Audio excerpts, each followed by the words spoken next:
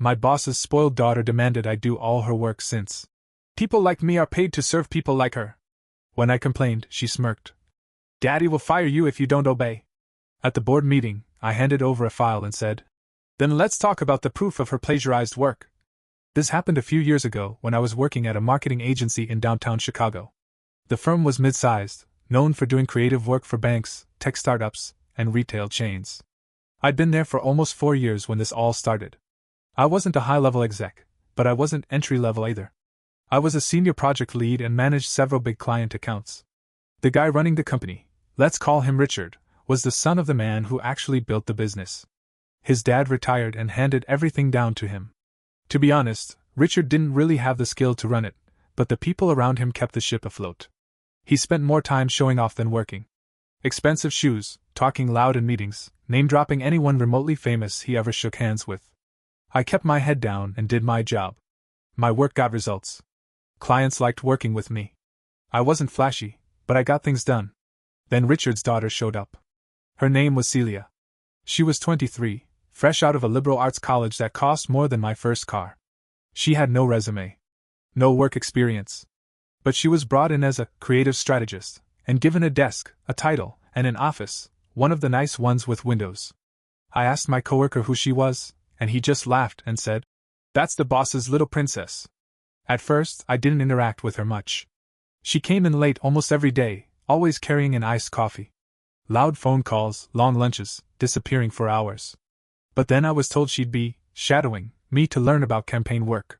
That's when the nightmare started. Celia didn't want to learn anything. She wanted me to do her work. At first, it was small stuff. She asked me to help out with her weekly deliverables. Then she'd forward me tasks assigned to her and say, "Can you take care of this? I don't want to mess it up." I thought she was just nervous or adjusting to the job, so I did it. But that turned into me doing all of her tasks. Literally. She'd forward entire decks to me with subject lines like, "Finish this by end of day. You're better at slides than I am, smiley face." She stopped attending meetings altogether. I was expected to sit in for her. She stopped reading briefs. She'd walk into my office and toss a printout on my desk and say, "You can read this and just give me the bullet points later, right?" When I tried to push back, she said one sentence I'll never forget. "People like you are literally paid to serve people like me." She said it while laughing, like it was obvious. Like I was a waiter, and she was royalty. I just stared at her. My brain was trying to decide whether I had misheard or if she was serious. She was serious. Later, I went to Richard and told him it wasn't working. I said Celia wasn't contributing to projects, and that I couldn't do both my job and hers. His exact words were, "She's adjusting.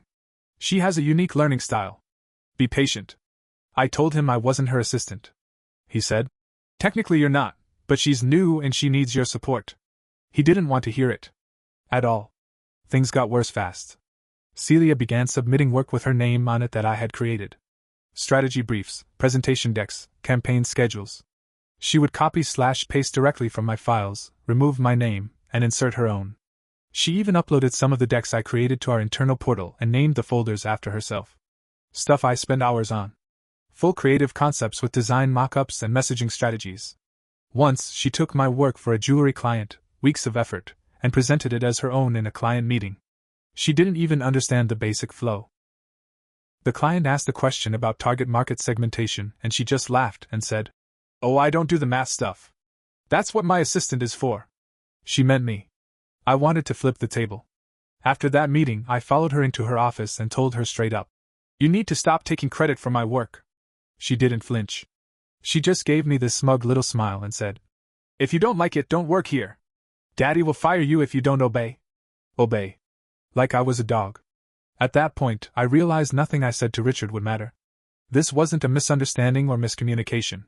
Celia was just a spoiled, delusional brat who believed the entire company existed to serve her. And her dad backed her no matter what. So I stopped complaining. I started collecting. Every email. Every file I created that she renamed. Every slide she presented that I wrote. Every time she asked me to handle something, and then took credit. I screenshotted Slack messages. I downloaded timestamps. I even saved side-by-side comparisons of her plagiarized campaign decks and the original client materials we'd used years before. She wasn't just lazy, she was sloppy too. She plagiarized an entire campaign I helped build in 2021 and reused it in a 2023 pitch to a completely different client in a different industry. The fonts were the same. The language was identical. The only thing she changed was the brand color and the logo. One client noticed and asked, "This looks familiar. Was this used before?" Celia said no. She said it was her own fresh concept. The client dropped the issue, but I knew I had her. I started keeping all the proof in a folder titled Celia Files. Things got more hostile. Celia began making little comments in front of other staff. "He works for me, basically," she'd say. Or, "Don't ask me, ask him. He's the one who does all my stuff." I kept quiet. But I was watching. Documenting. Then, out of nowhere, I got an email invite to a quarterly board meeting. I'd never been invited to one before. It was usually for execs and top-level managers. I thought it was a mistake, but Richard told me, "You've been close to the creative work lately. We want your perspective." I could feel it. Something was coming. Celia was going to present at that meeting. And she was going to try to impress the board with my work again. That's when I made my plan. I prepped a printed folder. Neat. Simple. Clear. Labeled each section with dates and references. Copied decks. Email trails. Screenshots. Notes. I didn't tell anyone. I didn't hint. I waited. And when that meeting started, Celia walked in like she owned the place. She walked in wearing this bright blue designer suit like she was headed to accept an award. Hair done, fake smile ready. She even brought her own iced coffee into the boardroom. Like it was a casual brunch and not a quarterly financial review. There were about 15 people in the room, senior partners, department heads, the CFO, a couple of board members flown in from out of state. Richard sat at the head of the table, all proud and puffed up like a dad at a talent show. I was quiet. Folder on my lap. I let it ride. The meeting started with the usual updates. Numbers, projections, client growth. Richard did most of the talking, trying to sound smarter than he was. Then came the creative direction segment. That's when he smiled and said, "And now, I'd like Celia to present the Q3 campaign strategy. I think you'll be very impressed." She stood up and started clicking through her slideshow. The opening slide had her name in bold, right in the middle. Q3 Multi-Channel Launch Strategy Creative Strategist, Celia H. I felt my jaw lock. The first few slides were word for word from the proposal I wrote last month. Down to the bullet points. She changed a few words, changed the order of things. But it was mine. She even used the same client persona diagrams I built, just made them purple. She kept talking, mispronouncing marketing terms, waving her hands like she was some kind of expert. Then came the last slide. A budget breakdown I hadn't seen before. That's when things started getting weird. One of the board members raised a hand and said, "Where did these numbers come from?" Celia froze. Just for a second. She blinked fast, then said, "Finance sent them to me. I adjusted them a little." Another voice, this time from the CFO. "No, we didn't. Those numbers aren't ours." The room got very still. Richard cleared his throat and tried to wave it off. "It's not finalized, we'll get it cleaned up later." But Celia looked rattled now. She tried to move on, but it was too late. The confidence was cracking. Then someone else asked about one of the client personas in the deck. "Is this for the jewelry client or the fashion retailer?" She looked down and said, "Both. They have similar audiences." The guy frowned. "No, they don't." Another pause. Someone else whispered to the person next to them. I sat still, waiting. My heart was pounding. That's when Celia made the worst mistake of the entire meeting. She said, "Look, I don't get caught up in the little execution details. I'm more of a visionary. My team handles the numbers and fine-tuning." The room went dead silent. Someone asked, "What team?" She looked straight at me and said, "He handles all that for me." Every eye turned to me. I didn't even look at her. I reached into my bag, pulled out my folder, and set it on the table. "Actually," I said, "I'd like to speak to that." Richard said quickly, "We're short on time, let's move." But one of the board members interrupted. "Let him speak." I opened the folder and started passing out copies. "Before we move forward," I said, trying to keep my voice steady, "I think the board should see where this strategy really came from." A few people started flipping through. Others just stared. Nobody said anything for at least 30 seconds. Then someone asked, "Is this what she just presented?" "Yes," I said. "Except these versions are timestamped and saved on the company server under my login from 6 weeks ago." I created all of it. I heard Celia let out a short, nervous laugh. Okay, well, we work together. It's collaborative. I nodded. Let's go deeper. I flipped to another page. Here's a full client deck from 2021. Our work for a luxury jewelry brand out of Miami. If you compare it to the deck Celia just presented to the board, you'll see 75% of the copy is lifted directly. Only the brand name and color scheme were changed. The room shifted. People sat up straighter. I went on. This next slide shows Slack messages where she forwarded her assignments to me with comments like, "You do it. I don't want to deal with this." I turned another page. Here's a screenshot where she told me, and I quote, "People like you are paid to serve people like me." The room got cold. You could feel it. I kept going. Last, here's a note where she claimed a budget proposal was approved by finance. The CFO just confirmed that's false. Celia was frozen. Her mouth was slightly open, like she couldn't process what was happening. Richard stood up and said, "I think this has gone far enough. This isn't the place." A partner cut him off. "This is exactly the place." Then someone from HR, who had been silently listening this whole time, leaned forward and said, "Has any of this been reported before?" I nodded. "Yes. I brought it up months ago. I was told to be patient. That she was adjusting." Celia suddenly found her voice. "This is ridiculous. He's just bitter because I'm younger and smarter and better with people," the CFO said flatly. "You falsified a budget in a board meeting." "I didn't. I just..." She looked at her father. Richard looked defeated. I think he knew it was over, but he still tried. "She's young. She's learning. We've all made mistakes." But nobody was buying it. And then, here's the twist that hit even me. The chairman of the board, who had been quiet the whole time, looked up and said, "Actually, this isn't the first complaint about Celia, is it?" Heads turned. Apparently, I wasn't the only one. The HR rep nodded. "We've had 3 separate reports in the past 6 months about Celia delegating her work, taking credit for others' projects, and making inappropriate comments to junior staff." That's when the room snapped. Quiet outrage turned to serious concern. One of the senior partners leaned back in his chair and said to Richard, "You let this happen. She embarrassed the company in front of clients. She misrepresented campaign work to this board. And you ignored all warnings." Celia stood there, eyes wide, silent now. I didn't say anything else. I didn't need to. It was no longer about me versus her. It was now about them versus both of them. Celia didn't come into the office the next day. Richard did, though. And he looked like he hadn't slept. His usual expensive, pressed shirt was wrinkled. No tie. For once, no loud entrance or dumb joke about his golf swing.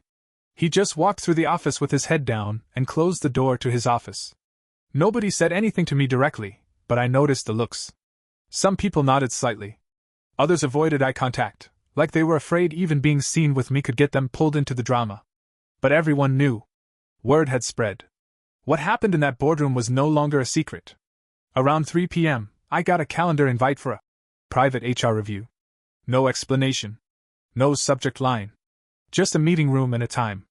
30 minutes later. When I walked in, HR was already seated, 2 of them. Not just the usual generalist. The director was there too.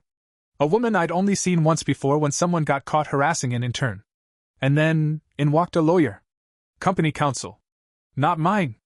Theirs. The HR director asked me to take a seat and smiled like everything was normal. Then she said, "We'd like to clarify a few things regarding yesterday's meeting." For a second, I thought they were going to try and twist this against me. But then the lawyer slid a folder across the table. Inside were 5 printed complaints. Only one was mine. The others? All anonymous. All employees. All about Celia. One of them detailed how she once mocked an intern's thrift store clothes during a team meeting.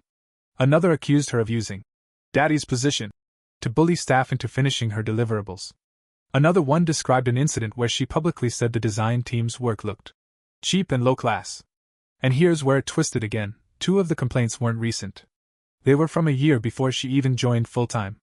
Apparently, Celia had interned with the company over the summers while she was still in college. I had no idea. Back then, she didn't report to me, so I never had reason to notice. But the pattern started long before she was officially hired. HR explained that back then, the complaints were handled internally, and not escalated to the board. They were now. Then they asked if I would be willing to make a formal statement to support the internal investigation. I said yes. Not just for me, but because I'd seen her steamroll others who didn't have the job security I did. They thanked me? The lawyer stayed silent the entire time. As I was leaving, the HR director added, almost casually, "By the way, we've reviewed the time logs and file metadata. Everything you claim checks out exactly." I nodded. But then she said something strange. "Do you have any idea what Celia meant when she told one of the partners that she was just following instructions from higher up?" I paused. "No. Who's higher up than her dad?" She looked at me for a moment, then gave a tight smile. "We're trying to figure that out." That night, I couldn't stop thinking about it. I assumed Celia was acting on her own. But maybe she wasn't? Maybe Richard wasn't the only one helping her get away with it. The next morning, I got another invite, this time to meet with someone from the board directly. Just one name on the invite, Jonathan, one of the founding partners. Semi-retired but still a voting member. He met me in a little conference room on the top floor, overlooking the lake. Not a casual meeting. He was serious. Older guy, straight to the point. "We're reviewing Richard's leadership role," he said. "Off the record, I wanted to ask, do you believe he was actively helping his daughter plagiarize and misrepresent work?" I was careful. "I can't prove he knew she was plagiarizing. But he knew she wasn't doing her job. And he protected her anyway." Jonathan nodded slowly, like that matched what he already believed. Then he dropped the next twist. "Richard tried to secure a contract bonus for Celia last quarter. Told finance she was the lead strategist on the largest account. Pushed it hard." I blinked. "She never even logged hours on that project." "Exactly." He pulled out a document, an internal proposal Richard submitted. It said Celia had revived the client relationship with new creative strategy, and was responsible for a 30% growth in client retention. All of it was based on work that I had done. Work that was publicly attributed to me in client emails and project logs. He looked at me and said, "If we find out he falsified any part of this, we'll move to remove him from his executive duties." And suddenly it all clicked. This wasn't just about Celia being a spoiled brat. This was about money. Richard had been using her name to collect credit, bonuses, maybe even justify promotions or restructuring. Celia was the puppet, and also the cover. She didn't just take my work. Her dad used it to build a case that she was some kind of prodigy. That she was the next generation of the company. And I wasn't the only one. Jonathan hinted that another strategist, someone who had left quietly a year ago, had complained too. About the same thing. Celia had taken credit for his pitches, and shortly after he reported it, he was let go due to department restructuring. It all made sense now. Celia was Richard's pass-through. A way to claim company talent was staying in the family. He had a long game. She was just the tool. I walked out of that room with a sick feeling in my stomach. This wasn't just some office drama anymore. It was fraud. It was manipulation. It was something that could take the whole company down if it got out. But I also knew something else. They weren't going to let it slide. And I still had more cards to play. The confrontation happened faster than anyone expected.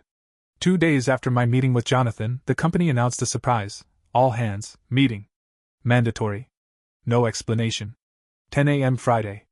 Everyone assumed it was about quarterly results or the new client account we'd just landed. But when I walked into the big conference room, I knew this wasn't normal. The mood was tight. People weren't chatting like they usually did. There were board members in the back. Jonathan. The CFO. The HR director. Even someone from legal. And then Richard walked in, with Celia. She looked like she'd been crying. Red eyes. Makeup smeared slightly. No coffee in hand. She sat down in the front row beside her dad. He looked like a man trying to bluff with no cards. Suit pressed, chin up, but something in his posture looked hollow. The HR director stood first. "Thank you for joining. This meeting concerns internal matters of integrity, leadership, and accountability. We won't be taking questions until the end." People started shifting in their seats. You could almost feel the temperature in the room drop. Then the bomb dropped. The CFO stood and, with no sugarcoating, said the following. "Over the last several months, we've discovered repeated cases of work misattribution, budget misrepresentation, and unethical leadership practices involving members of the executive team." He said it without naming names. But all eyes were on Richard and Celia. He went on. Talked about multiple corroborated reports, forensic audit findings, and plagiarized client work presented under false names. Someone near the back muttered. Then HR took over. They started listing details. A falsified campaign report submitted by Richard for Q3 bonuses. Creative assets duplicated from previous campaigns and claimed as original by Celia. Client documents backdated and uploaded from Celia's login minutes before a major presentation. Then came the final blow. As of this morning, Richard H. has been removed from his executive position and placed on administrative leave pending further review by the board. He didn't move. He didn't even blink. Celia H.'s employment is terminated effective immediately. That's when she broke. She stood up, hands shaking, voice cracking. This wasn't just me. My dad told me to. I didn't even want this job. He made me do it. Everyone froze. She looked around like a cornered animal. No one came to her defense. I didn't know what I was doing. He said he'd make it look like I was a genius. I didn't want to come here after school. He begged me. He said if I just showed up and read the slides, he'd do the rest. Richard finally stood up. That's enough. His voice was low but firm. She turned to him, eyes wide.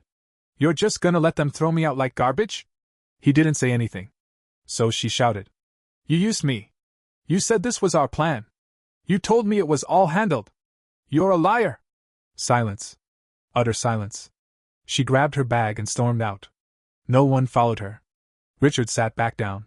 For the first time in all the years I'd known him, he looked like a man who just realized the damage he caused, not only to others, but to his own daughter.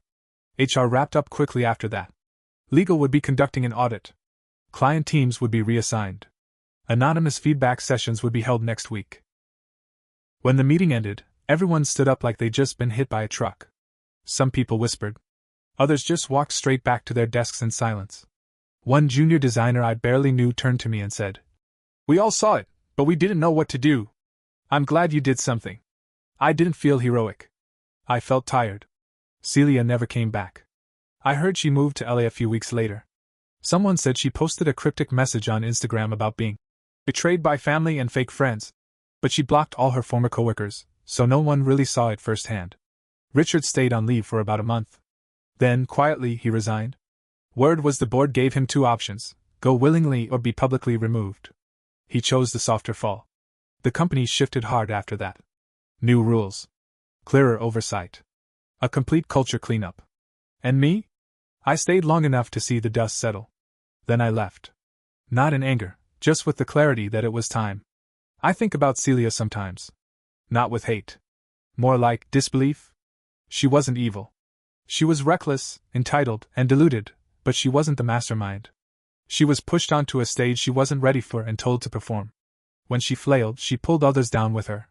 But in the end, she was just another person hurt by someone who cared more about appearances than people. Richard? I don't forgive him.